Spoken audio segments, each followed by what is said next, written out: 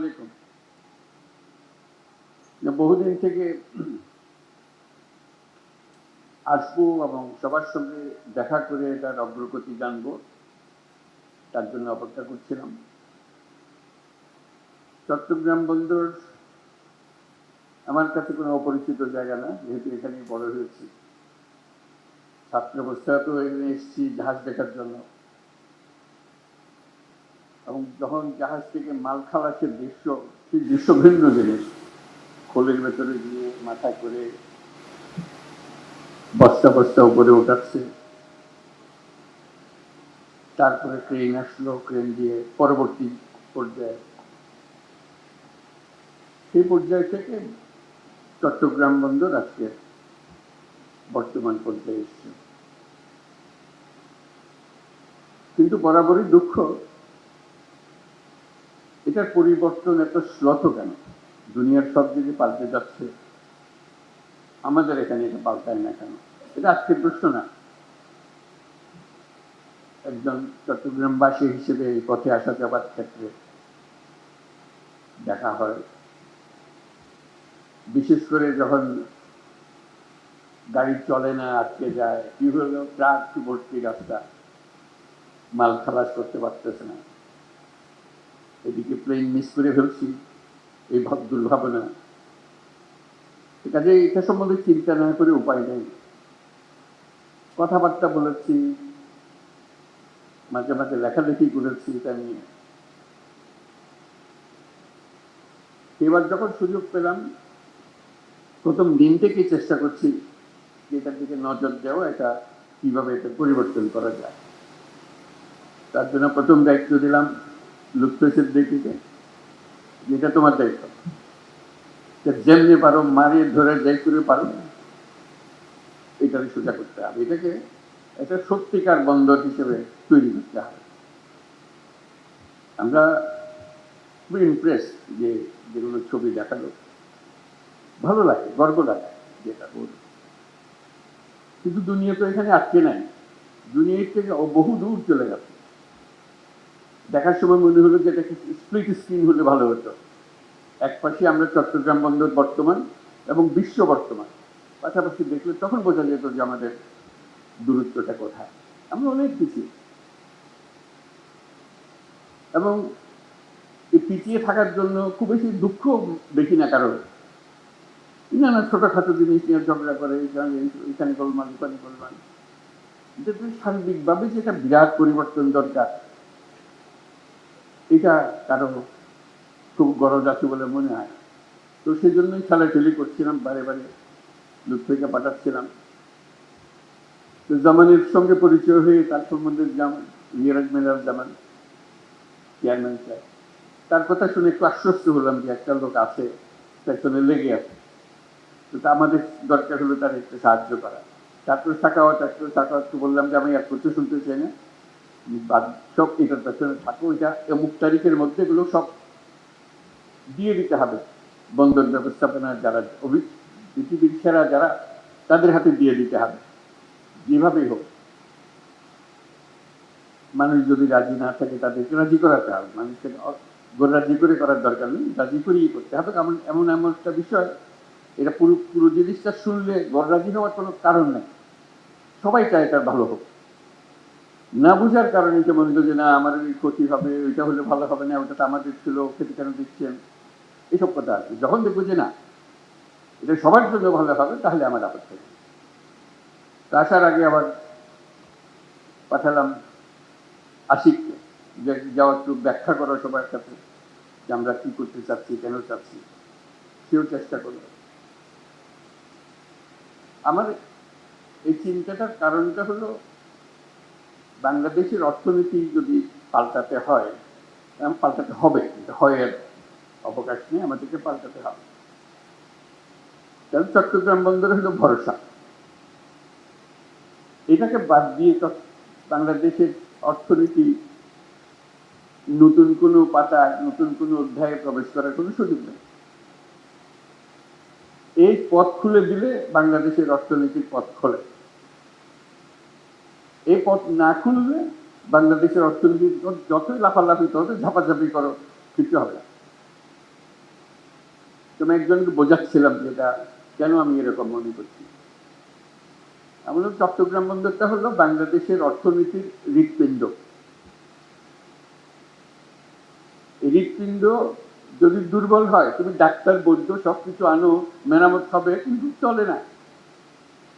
ছোট্ট একটা হৃৎপিণ্ড, তার মধ্যে হলো রোগাক্রান্ত। এই হৃৎপিণ্ডকে তুমি যতই ঠেলাঠেলি করো, ভিতরে বেশি রক্ত সঞ্চালন হবে না। এই যদি আমরা একমত হই যে বাংলাদেশের অর্থনীতির হৃৎপিণ্ড হলো চট্টগ্রাম বন্দর, তাহলে ওটার যে সাইজের বন্দর আছে, যে সাইজের হৃৎপিণ্ড আছে, ওই সাইজের চলে না। এই হৃৎপিণ্ড বিশ্ব সাইজের হৃৎপিণ্ড করতে হবে, তাহলে এটা পাম্প হবে, সেটা সারা বাংলাদেশ জুড়ে সেটা সচল হবে। এখান থেকে অর্থনীতি সচল হয়ে না তার নারী দিয়ে উপরের দিকে যাবে, সারা দেশ জুড়ে ছড়িয়ে যাবে, আবার সারা দেশের জিনিস এখান দিয়ে বিদেশে চলে যাবে। এটি হলো হৃৎপিণ্ডের কাজ, এটি হলো বন্দরের কাজ। বন্দর আরো আছে, কিন্তু এটা হলো একেবারে কেন্দ্রীয়, সবচেয়ে বড় যে জিনিসটা। এখান থেকে সমস্ত কিছু নিয়ন্ত্রিত হবে। কাজে আমরা বললাম যে পৃথিবীর সারা বন্দর ব্যবস্থাপক যারা আছে তাদেরকে ডাকো। দেখলাম যে আগেই ডাকা হয়ে গেছে, কিন্তু কাজটা হচ্ছে না। আমি বারে বারে সবার কাছে আবেদন করছি, এটা তাড়াতাড়ি করে হবে। যত দিন যাবে আমরা এই হৃৎপিণ্ডকে আর ওইভাবে স্থাপন করতে পারবো না। আমাদের যে সুযোগ আছে, এই সুযোগে আমরা হৃৎপিণ্ডকে ওই সাইজে, যে সাইজে আমরা কল্পনা করি বাংলাদেশের অর্থনীতি দাঁড়াবে, বাংলাদেশের ভবিষ্যৎ পরিবর্তন হয়ে যাবে, এটা পরিবর্তন না করে বাংলাদেশের কোনো অর্থনৈতিক পরিবর্তন সম্ভব না। কাজে আমাদের কাছে এটা পেছনে যেতে হবে। এবং তার সঙ্গে আবার যোগ করলাম, এটা শুধু হৃৎপিণ্ড বাংলাদেশের জন্য না, আশেপাশের দেশগুলোর সঙ্গে সংযুক্ত। যে কারণে নেপালের কথা বললাম, ভুটানের কথা বললাম, সেভেন সিস্টার্সের কথা বললাম, সবার জন্য হৃৎপিণ্ড একটাই।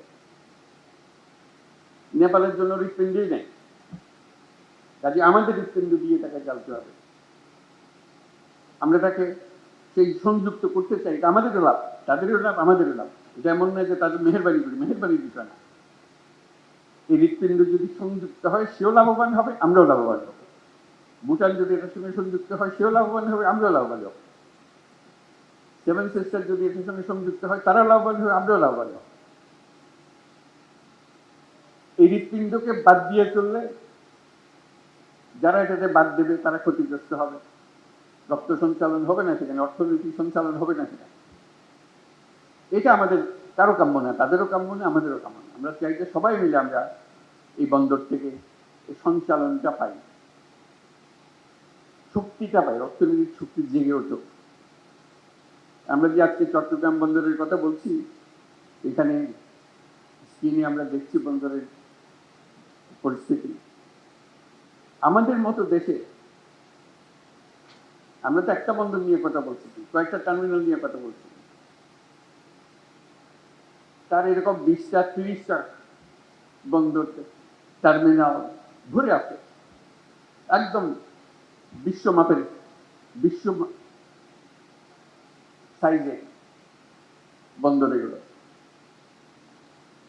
সেখান থেকে তাকালে আমাদের কি খুব ক্ষীণ মনে হয়। এই হৃৎপিণ্ড দিয়ে তো রোগী বেশি দিন টিকবে না, টেকানো যাবে না। কাজে এটাকে শক্তিশালী করতে হবে, এমন শক্তিশালী করতে ক্রমাগত ভাবে এটা শক্তিশালী করতে হবে। একবার শক্তিশালী করে দিয়ে ওখানে টিকান দিয়ে হবে না। তো সেখানেই আছে আমাদের চ্যালেঞ্জ।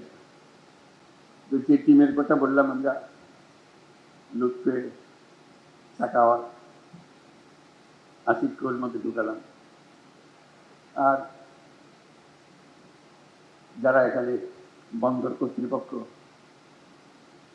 চেয়ারম্যান, তারা সবাই মিলে একটা বড় টিম, যেটা এই পরিবর্তনকে সম্ভব করে। মাঝে মাঝে প্রশ্ন শুনি যে বিদেশিকে দিয়ে দেওয়া হচ্ছে। আপনারা ইন্ডিয়াতে স্বাস্থ্যের জন্য যান না, দলে দলে যান, যখন বন্ধ করে দিয়ে যে হাহাকার করছে কেন যেতে দিচ্ছে না, যেতে দিকে আমরা এখানে স্বাস্থ্য নাই, স্বাস্থ্যের জন্য শুধু যান।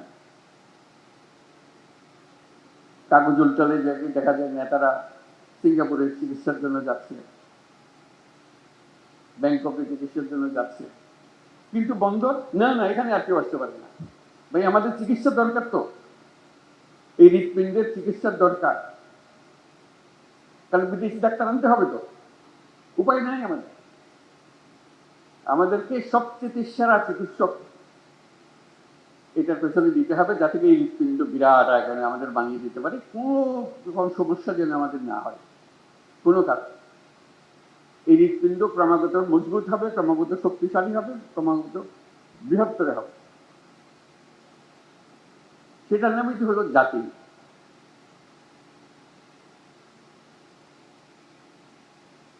তা না হলে আমাদের সামনে চ্যালেঞ্জটা হলো আর 10 রকম জাতি আমাদের মতো অবস্থাতে, উপর থেকে না, আমাদের মতো, আমাদের থেকে অনেক খারাপ অবস্থাতে আমাদেরকে ডিঙ্গিয়ে শত শত মায়ের আগে চলে যাচ্ছে। আমরা কেন হতবাগা জাতি হলাম? এটা পরিবর্তন করতে পারবো না। কাজে আমাদেরকে বড় ডাক্তারকে দিয়ে কাজ করতে হবে, এটা আমাদের লাভ। একটা লাভ হলো এর পেছনে আমাদের কোনো টাকা পয়সা খরচ লাগছে না, এটা মজার জিনিস। তাদের সঙ্গে বিল্ড, অপারেট এন্ড ট্রান্সফার, তোমরা বানাও, তোমরা কাজ করো, রোজগার করো, এই মেয়াদের মধ্যে আমাদেরকে দিয়ে দিতে হবে, আমরা 1 পয়সা খরচ করবো না। কাজে পয়সা বেঁচে গেল, কাজটা হয়ে গেল। তারা যখন কাজে নামবে, তারা দুনিয়াতে শত শত কোর্ট পরিচালনা করে, ওরা হলো দুনিয়ার সেরা। যাদের কথা আমরা বলছি, যাদের সঙ্গে আমরা কাজ করছি, তারা হলো দুনিয়ার সেরা। যেগুলো বন্দরে যান তাদের মাথা দেখবে, এই যে এখানে বসে আশেপাশে। কাজে তারা যখন একটা বন্দরের দায়িত্ব নেয়, তারা আমাদের মতো করে বানাবে না, তারা সেই পর্যায়ে বন্দর চালায় দুনিয়াতে, কারণ এটা তাদের বন্দর। লিজ যখন দিয়েছি, তারা যখন বানাচ্ছে, এটা তাদের বন্দর, তাদেরকে রোজগার করে টাকাটা উঠাতে হবে। তারা তাদের সেই প্রযুক্তি দিয়ে এটাকে বানাবে। কথাটা এখানে শেষ হলো না যে তাদের প্রযুক্তি দিয়ে বানাবে। তারা আগে যত টার্মিনাল বানিয়েছে, বন্দর বানিয়েছে, যেখানে যেখানে বানিয়েছে, তাদের অভিজ্ঞতা হয়েছে, তাদের সেই সর্বশেষ প্রযুক্তি, সর্বশেষ অভিজ্ঞতা এখানে আনবে। যখন শুরু করেছিল তখনকার অভিজ্ঞতা না, যখন এখন যেটা করছে যে এই বন্দরে আমরা এমন করবো যাতে টাকাটা তাড়াতাড়ি তুলতে পারি, আরো বেশি টাকা উঠাতে পারি, এটা আমাদের লাভ। তোমরা যন্ত্রটা বানিয়ে দিয়ে গেলে, আমরা এটা চালাবো এখান থেকে, তোমাদের মেয়াদ যখন শেষ হয়ে যাবে। আমাদের টাকা লাগলো না, আমাদের অভিজ্ঞতা লাগলো না, তাদের অভিজ্ঞতা দিয়ে শুরু হলো। আমরা প্রযুক্তির শেষ মাথা থেকে শুরু করলাম, উচ্চতম শীর্ষ থেকে শুরু করলাম, সেটুকু আমরা পেলাম। যখন সবাই হা হা করে, আমাদের আমাদের সব চাকরি চলে গেল, তেমন ওরা যে আসছে, ওরা কি তাদের দেশ থেকে লোকজন নিয়ে আসবে, শ্রমিক নিয়ে আসবে যে চালানোর জন্য? ওরা তো তোমাদের এখান থেকে লোক নিয়ে যায় তাদের চালানোর জন্য। কাজে এই কারখানা, এই বন্দর চালাতে হলে আমাদের লোকে কি চালাবে, এটার থেকে গত্যন্তর নেই। কারণ আমাদের লোকে শিখিয়ে দিলে খুব সহজে সে শিখে ফেলে, তার লাভ, খরচ কম। চিন্তা করো, এক থেকে ইউরোপ থেকে শ্রমিক এনে যদি আমাদের বন্দর চালাতে হয়, ওই ব্যবসা লাভ করবে। এখানকার মানুষ দিয়ে তাকে চালাতে হবে যদি বন্দর চালাতে হয়। বলছে তারা তো যন্ত্রপাতি এনে ফেলবে, কম লাগবে, ঠিক কথা, কিন্তু বন্দরও তো বড় হবে, ক্যাপাসিটিও বড় হবে। কাজে যেখানে আগে 1 জন লাগতো, এখন বন্দর বড় হওয়ার ক্ষেত্রে 5 জন লাগবে, প্রযুক্তি সত্ত্বেও। সেটা রয়েছে আমার দৃষ্টি, সেটা না, সেই যুক্তিতে আমি বলি না যে হ্যাঁ চুক্তি। আমি বলি যে যদি 5 বছর লাগে, আজকে কন্ট্রাক্ট দিয়ে দিলাম, শুরু করে দিলাম, 5 বছর লাগলো এটাকে বন্দর হিসেবে পরিচালনা করতে, ধরলাম 30 সাল, 30, 31, 5 বছর, 5 বছর পরে তারা কাজ শুরু করলো সত্যিকার। এর মধ্যে কাজ শুরু হবে, কিন্তু সত্যিকার ফুল স্পিডে কাজ শুরু করলো। ইতিমধ্যে যারা তাদের সঙ্গে কাজ করলো, আমাদের লোকজন যারা কাজ করলো, তারা কিন্তু অভিজ্ঞ হতে আরম্ভ করেছে। ক্রমে ক্রমে তাদের উপরে ভরসা করবে। এর পরবর্তী 5 বছরে আমি একেবারে গ্যারান্টি দিয়ে বলতে পারি, যদি 31 সালে তারা কর্মক্ষম হয়ে যায়, চালু হয়ে যায় সবকিছু, আর 5 বছর 36 সালের মধ্যে পৃথিবীর যত দেশে যত বন্দর তারা চালায়, এই সমস্ত টপ কোম্পানিগুলো, তাদের বহু জায়গাতে বাংলাদেশিরাই পরিচালনা করবে। এখান থেকে এত এক্সপার্ট হয়ে গেছে, ওরা যেহেতু তোমরা চলে যে সস্তা, তাড়াতাড়ি শিখে, বেশি হামলা হুদ্দুত করে না, এবং তাদের বুঝে নেওয়ার ক্ষমতা সাংঘাতিক। দেখবে যে বন্দরে পা দাও, পরিচালনা কি হচ্ছে, ও তো বাংলাদেশি ডিরেক্টর, আমাদের ও বাংলাদেশি সেখান থেকে গিয়েছে, কোথা থেকে এসছে, ও চট্টগ্রাম বন্দর থেকে এসছে। চাকরি কমবে না চাকরি বাড়বে, আমরা বুঝতে চাই না। মানুষ তার নিজের প্রয়োজনেই এটা করবে, আমাকে দরখাস্ত নিয়ে ঘুরতে হবে না। সে সাজবে যে চলো তোমাকে অমুক জায়গাটা পাঠিয়ে গেছি, তুমি পরিবার নিয়ে চলো, তুমি আমার বন্দরে এই কাজটা করো, তুমি এখানে খুব ভালো কাজ করেছো। তো যে জায়গাটা খালি হবে সেখানে আরেক বাংলাদেশি আরেকজনের পাবে, সে নিজের সেখানে সুবিধা করতে পারবে, কেন এরা চটপট শিখে ফেলতেছে। কাজে বিরাট একটা সুযোগ আমাদের। আমরা আগে যে কোনো জাহাজে চড়ি, জাহাজের নাবিক হলো কোথায়, চাঁদিয়া নাবিক, সিলেটি নাবিক, এটা আমরা সবসময় জানি। পরে এখন দেখা যাবে যেই বন্দরে নামি, বন্দর পরিচালনায় সব বাংলাদেশি, চাঁদিয়া, নোয়াখালীরা, বরিশালীরা, যত কথা সব আমাদের দেশে। এটা ছাড়া উপায় নেই তো, আমাদের সেই ক্ষমতা আছে, সেটাকে অবজ্ঞা করে আমরা পাশ কাটিয়ে চলে গেলে আমাদের কপালে আমরা দুঃখ দিলাম। তো সেটাই আমাদের পরিবর্তন। আমরা চাই যে তাড়াতাড়ি কাজটা হোক। সবার কাছে অনুরোধ, সবাই চট্টগ্রাম বন্দরের যে টিম আছে, রিয়ার এডমিরাল জামান, তার পেছনে আমরা দাঁড়াই। যে আপনি কি করতে চান আমাদেরকে বলেন, আমরা এই আপনার দলে শরিক হলাম। এই চট্টগ্রাম বন্দর সেরা বন্দর হিসেবে আমরা রাখবো। এই জন্য এটা সেরা না হলে বাংলাদেশের অর্থনীতি ছাড়া হবে না, এই কথাটা আমাদেরকে সবাইকে বুঝতে হবে এবং তড়িৎ সিদ্ধান্তগুলো নিতে হবে, যাতে করে আমরা ওই যে 36 সালের কথা বললাম, যেখানে বাংলাদেশের পৃথিবীর বন্দরগুলো চালাবে, সেই দিনের আমরা অপেক্ষায় থাকলাম। আমি অভিনন্দন জানাচ্ছি চট্টগ্রাম বন্দর কর্তৃপক্ষকে, অভিনন্দন জানাচ্ছি আমাদের সহকর্মী সাকাওয়াত, দৌড়াদৌড়ি করছে সবসময় এটাকে সামনে নিয়ে আসার জন্য, উপদেষ্টা মণ্ডলীর সিদ্ধান্তগুলো চূড়ান্ত করার জন্য। আর যারা লুৎফে, আশিক ও অন্যান্য যারা এর পেছনে শ্রম দিচ্ছে, যাতে কি লোকজনকে বোঝানো যায়, তাড়াতাড়ি অগ্রসর হওয়া যায়। আজকে এখানে দাঁড়িয়ে আমার খুব ভালো লাগলো কথাবার্তাগুলো শুনে, এবং আমি বিশ্বাস করি আমরা যদি দ্রুত চুক্তিগুলো শুরু করে ফেলতে পারি, কাজগুলো শুরু করে করতে হবে। অনেক দিন হয়ে গেল, গত হয়ে গেছে, আমাদের আর অপেক্ষা করার সুযোগ নেই। আমাদের যতদিন অপেক্ষা করবো আমাদের এই হৃৎপিণ্ড এত চাপ পড়বে যে একদিন কলাপস করে যাবে, পারবে না, সহ্য করতে পারবে না। তার থেকে এই অবস্থাতে আমরা ডাক্তারদের হাতে ছেড়ে দিই, তারা আমাদেরকে বানিয়ে দেখাক, আমরা তাদের কাছে শিখে নিই, বুঝে নিই, যাতে করে যেটুকু আমরা পেয়েছি তার থেকে অনেক বহুগুণ বেশি ভালো করতে পারি। যদি বন্দর ব্যবসাতে বাংলাদেশিদের কথা সবাই সব জায়গাতে স্মরণ করে, তারা জানে বন্দর কিভাবে ম্যানেজ করতে হয়। সেই গোপন রহস্য আমরা উদ্ধার করে ফেলতে পারি, যে আমরা জানি বন্দরকে কিভাবে সামাল দিতে হয়। চট্টগ্রাম সদাগরদের শহর, এই নিয়ে চট্টগ্রামের কাজ হলো সদাগর। নৌকা নিয়ে, পালতোলা জাহাজ নিয়ে কে কোথায় চলে গেছে, এখানে ভিড়িয়েছে। তার আগে এসেছিল আরবরা, এসেছিল পর্তুগিজরা, এসেছিল, কিন্তু বাংলাদেশে চার লোকই এই বৃত্তি হিসেবে নিয়েছে সদাগরি। তারা ব্যবসা চেনে।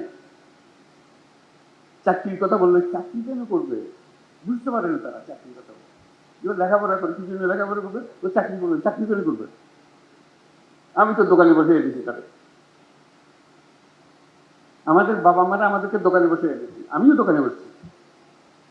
তারা চিন্তা করেন যে চাকরি বলে একটা জিনিস হতে পারে। তারা সদাগর, তারা দেশ বিদেশে যাবে, ব্যবসা করবে। যার ছোট জাহাজ, সে ছোট জাহাজ দিয়ে চলে। ছোটবেলায় দেখছি জাহাজ আসতেছে, মাল ভর্তি হয়ে, বিশেষ করে ধান চাল এগুলো আনতো, বার্মা থেকে আনতো, খালের ভেতরে, পাশের বাড়ির খালের মধ্যে এসছে। এইগুলো আমাদের, তা আমাদের রক্ত হলো সদাগরের রক্ত। আর চট্টগ্রাম হলো সেই সদাগরের পীঠভূমি। এটা ছেড়ে দিলে, এদের হাতে ছেড়ে দিলে দেখবে এটা শুধু চট্টগ্রাম বা বাংলাদেশ না, সারা দুনিয়াতে সেটা তারা করে দেখাবে। নোয়াখালীর লোক, সিলেটের লোক, আজকে সিলেটের মানুষ বিলাতে গিয়ে হলো কেমনে, ওই জাহাজে করে চলে গেছে, রান্না করেছে, ওখানে আগুন দিয়েছে, এই করতে করতে চলে গেছে, সারা দুনিয়াতে ছড়িয়ে গেছে। সেই আমলে যদি তারা এত দুনিয়াতে ছড়িয়ে যায়, আজকে এই বন্দর ব্যবস্থাপনায় যারা যুক্ত হবে বাংলাদেশে, চিন্তা করেন তারা কোথায় কোথায় যাবে। দুনিয়ার হেন বন্দর রাখবে না যেখানে বাংলাদেশে নেয়, এবং টপ ক্লাস সার্ভিস তারা দেবে। তো সেটাই হলো আমাদের ভবিষ্যৎ, সেটা আমাদের রক্তের ভেতরে আছে, আমাদের ঐতিহ্যের ভেতরে আছে। আমরা যেন এটাকে অবহেলা না করি, আমরা সবাই একমত হই, একযোগে এগিয়ে আসি, যেন আমরা সেটাকে সফল করতে পারি। এবং অল্প কিছু দিনের মধ্যে, দীর্ঘদিন অপেক্ষা করার দরকার নেই, অল্প কিছু দিনের মধ্যে আমরা সেটা করতে পারি। আমাদের অর্থনীতি, এটা বিশাল অর্থনীতি হবে যদি আমরা চট্টগ্রাম বন্দরকে বিশাল হৃৎপিণ্ডে পরিণত করতে পারি। আর বাকিগুলো এমনিতেই হাজির হতে আরম্ভ করছে। বন্দর ফ্যাসিলিটি দিলে এই পুরা বিস্তীর্ণ এলাকা, যার রক্ত সঞ্চালন যার এলাকাতে হবে, সেটা পেলে যে কোনো ব্যবসায়ী এসে এখানে বিনিয়োগ করবে। তাকে অনুরোধ করে আনতে হবে না, তার নিজের টানে সে এখানে আসবে, যদি আমরা এটা করি। আমরা ডিজিটালাইজেশনের কথা বলেছি, সবকিছু দরকার, কিন্তু তার আগে স্বপ্নটা দরকার, যেটা আমরা করবই। সেটাই আমাদের আজকের থেকে আমরা এটা করি, সেটার জন্য আমরা সবাই দেখতে পারি যেটা সচল একটা বিরাট হৃৎপিণ্ডে পরিণত হয়েছে, এবং তার সঙ্গে বাংলাদেশের অর্থনীতি দ্রুত বেগে পরিবর্তিত হতে আরম্ভ করে। সবাইকে ধন্যবাদ।